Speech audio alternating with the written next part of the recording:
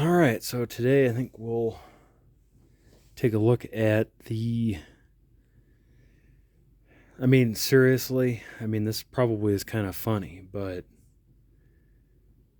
there are a lot of icons in the 1980s, uh, you know, famous people and famous pop singers and whoever else, but, uh, one of the most iconic things in the 80s and 90s was the Dirt Devil 103 hand vac. That's just a fact. It was. It probably sounds like a joke, but seriously, I don't care who you are. If you're on my channel because of the tractors or the cars, it doesn't matter. You know what you're looking at right here. Everybody had one of these. Everybody.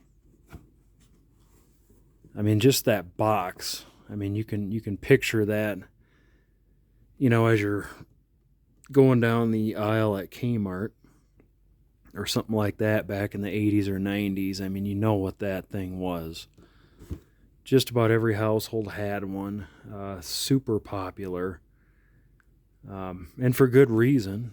It was one of the handiest tools in the household at the time. Most upright vacuums just did not have a ton of uh, like stair cleaning capability, stuff like that. And to me, that's what I'm gonna focus on. I think that's really truly where these shine is with the stairs.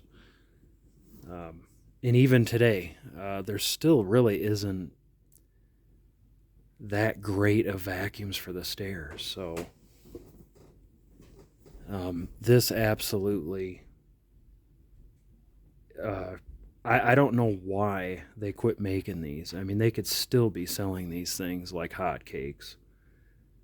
Um, but either way, this particular unit was about $40 back in 1988. So uh, there you have it. But in 88, $40, that was probably quite a bit of money. I would assume. That's probably like paying. I don't know what the inflation would equate to, but that's probably quite a bit of money. Uh, but, back then, you got something with quality, plain and simple. Even though it was plastic, it was quality, period. You had a belt driven brush, nice heavy cloth bag. You could use it as a shakeout, or you could put paper bags in there. You just take this little rubber plug out. And over the years, like this one being from 88, that rubber is getting like a little stiff, you know what I mean? So it's probably a little harder to take out today than it would have been back then. But either way, yeah, simple design. You can see it's a direct air. You can see the fan in there and the belt, just like a full-size machine. Literally it was. It was designed exactly the same as a big unit. So, as a full-size upright. Put the power of an upright in the palm of your hand. That was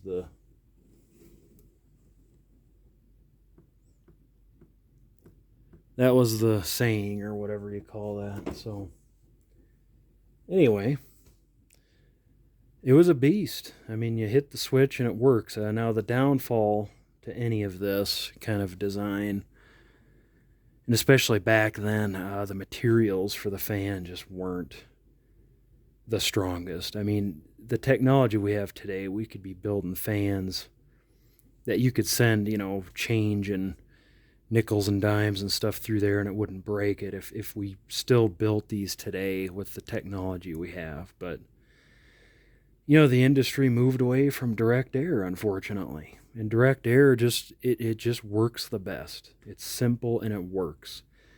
The downfall, you can break the fan in there. And that's what people did with these. A lot of these, unfortunately, they'd take them out to the car. They'd suck up loose change and bust the fan or chip the blade. And it would get real loud, and then they just didn't want to use it anymore. And a lot of them got trashed, unfortunately. But if you used them the way they're supposed to be used and not suck up like huge, heavy objects like nickels, things like that, any loose change, things like that, I mean, they would hold up for years and years and years. So, anyway, but the cool thing about these is the brush and belt are the exact same as these older metal units here. I mean, you could literally take the brush and the belt out of a 1940s hand vac and throw it in a 1990s Dirt Devil hand vac. It was the same exact brush rolling belt. So that was one good thing that they kept the same. So all those parts are so easy to find. They don't make them new anymore, but you can buy all that stuff used. I mean, you get new belts, but I don't think you can buy new brush rolls anymore.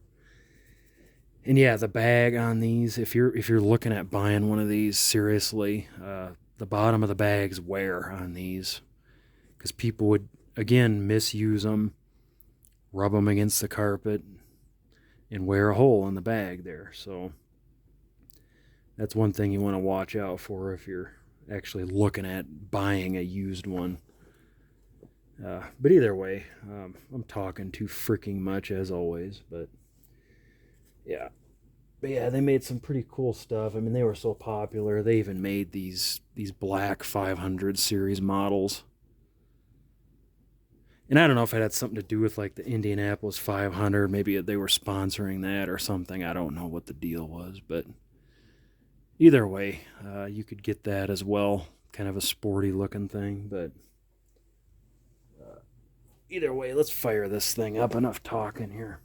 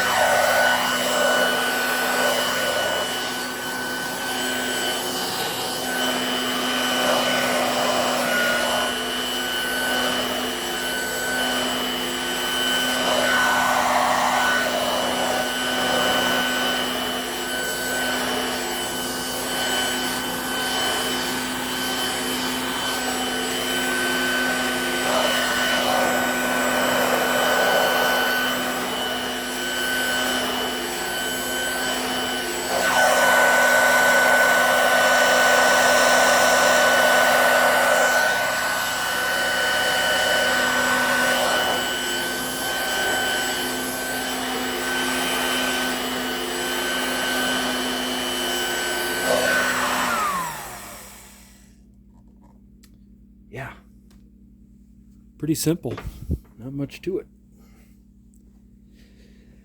But yeah, I still, like I said, I don't know why they quit making that thing. It just boggles my mind. It was perfect. You know, nowadays a ranch style home is actually pretty rare. I mean, everybody's got stairs, it seems like, and they still don't have anything that impressive for stairs. Unless you get one of those silly little battery operated stupid things, but and who wants that at the end of the day? I mean, plug it in, unwrap the cord, go up the stairs, no battery problems. Don't have to hang it on the wall to charge. Just throw it in the closet until you need it the next time. So, yeah, the bags on these, you just pull that strap and the bag would come off. And it was it got a good seal on there. It did. But these, that's where these shine here. The bags were a little bit easier to take on and off. I mean, with these here, you just You just twist this, empty it out. It's got a solid metal collar on it, and if you want to reconnect it, just line up the pins and it just snaps back into place there. So these were a little bit more challenging. A little bit of a tight fit getting that off, but it did seal really well though. But it wasn't a big deal. You get the hang of it pretty easily. So anyway, the old Dirt Devil 103, made in USA by the Royal Company. And for a plastic machine, they were actually really, really amazing. Plain and simple. They worked, and they worked well. And they lasted for years upon years. So I would say $40 was well worth it at the time. So anyway, that's that. Again, one more look at the... And they made these in different colors. You get turquoise colored ones, blue ones, but the red and the black 500 series were the most common by all means. So anyhow, enough said about that.